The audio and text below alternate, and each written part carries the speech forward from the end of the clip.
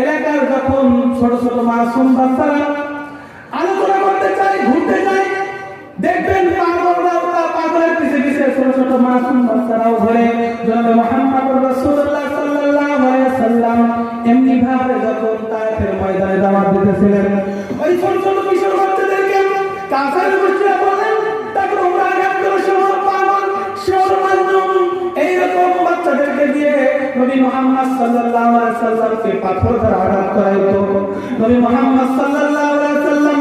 পাথরের আঘাত সহ্য করতে না পারে নবী মুহাম্মদ সাল্লাল্লাহু আলাইহি ওয়াসাল্লামের মুখ দিয়ে রক্ত ছিটকে বের হয়ে যেত। শুধু তাই নয়, এমন ভাবে আঘাত করতো এদিক দিয়ে ঢের আসতো, এদিক দিয়ে ঢের আসতো, কয় দিকে ঠেকাবে। নবী মুহাম্মদ সাল্লাল্লাহু আলাইহি ওয়াসাল্লামকে এমন ভাবে আঘাত করা শুরু করছে, নবী মুহাম্মদ সাল্লাল্লাহু আলাইহি ওয়াসাল্লাম শুধু সঞ্চালন করতেছিলেন যে যদি আজকে আমাকে আমার উপর যদি হয়, এই আজকে তাদের উপরে আমি দাওয়াত নিয়ে আসছি, হয়তো তারা আমাকে আজকে আঘাত করতেছে, একটা সময় আসবে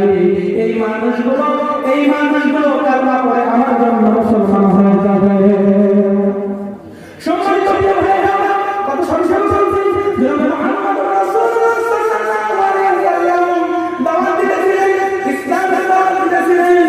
মানুষের কাছে কাফেরদের কাছে দাঁড়ে দাঁড়ে বারে বারে দাওয়াত দিতেছিলেন। তায়েফের ময়দানে নবী মুহাম্মদ সাল্লাল্লাহু আলাইহি ওয়াসাল্লাম দাওয়াত দিতেছিলেন, রক্তাক্ত হয়েছে নবী মুহাম্মদ সাল্লাল্লাহু আলাইহি ওয়াসাল্লামের জামা রক্তাক্ত হয়েছে। শুধু তাই নয়, সাহাবায়ে এই ইসলামের জন্য লাখো পরিশ্রম করেছে, নিজের পরিবার করেছে, সংসার করেছে, ভাই করেছে, শুধু তাই নয়, সাহাবায়ে এই ইসলামের জন্য যে জুলুম অত্যাচারের শিকার হয়েছে, আমাদের উপরেও যে জুলুম অত্যাচার আসতে পারে এমন শাসন করতে হবে। আল্লাহর দরবারে ঠিক না সম্মানিত আজকে যে মসজিদের এই মসজিদের জন্য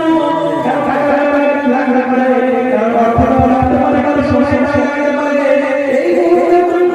এলাকার প্রত্যেকটা মানুষ শেষে মাহফিল করতে শেষে সময় দেওয়া হবে।